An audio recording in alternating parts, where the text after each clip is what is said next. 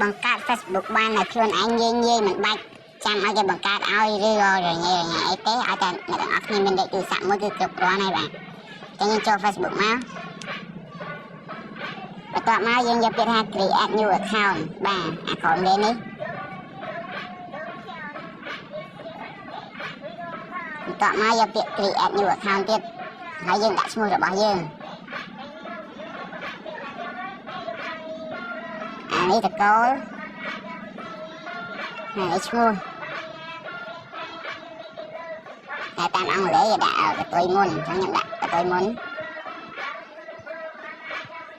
អូខេនេះគឺជាឈ្មោះរបស់យើងតោះមកយើងចុចបន្តទៀត next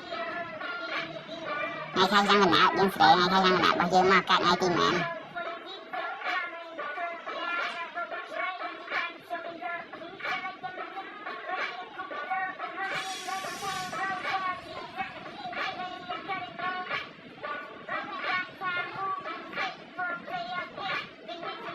មកយើងចុច set មិនទៀត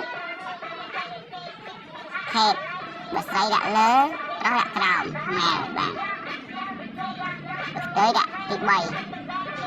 នេះ email បាទយើងមាន email អត់បើអត់មានទេទាំងអស់គ្នាអាចចុចជាមួយលេខទូរស័ព្ទដៃបានអញ្ចឹងខ្ញុំចុចមួយលេខទូរស័ព្ទដៃអាក្រុមអញ្ចឹងវានឹងផ្ញើលេខកូដ6ខ្ទង់មកលេខទូរស័ព្ទរបស់យើងចុចតាំងចឹងទៅថាឥឡូវដល់ដាក់លេខកូដ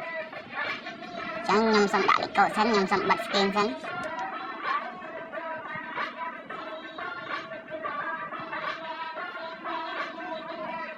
អូខេខ្ញុំដាក់លេខកូដហើយខ្ញុំចុចបន្តទៀត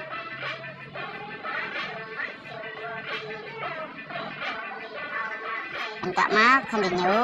save មកបានចឹងតែប៉ុណ្្នឹងមកគឺរួចរាល់អ្នកទាំងអស់គ្នាអាច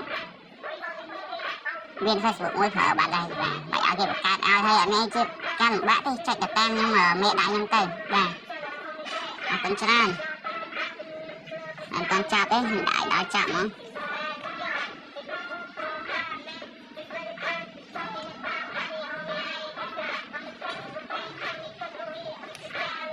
អូខេឥឡូវវាឲ្យយើងដាក់ profile picture អញ្ចឹងខ្ញុំអត់តាន់ដាក់ទេខ្ញុំចុចអា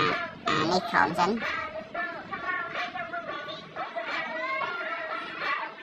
កាប់មកអ្នកគ្នាបើវាលោតចេញអាសញ្ញា data នេះស្វែងវាចាយបាក់សាថ្មីមកដោយសារហ្នឹងវាលោតទៅប្រព័ន្ធអ៊ីនធឺណិតនេះទេបាទ not now skip វាពាក្យ skip ទៀតវាសួរយើងថា add friend ណាគេអត់ចឹងយើងបាច់តន់មានណាគេ add ទេ skip សិនណា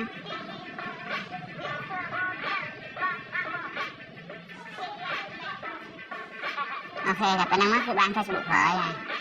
អរគុណច្រើន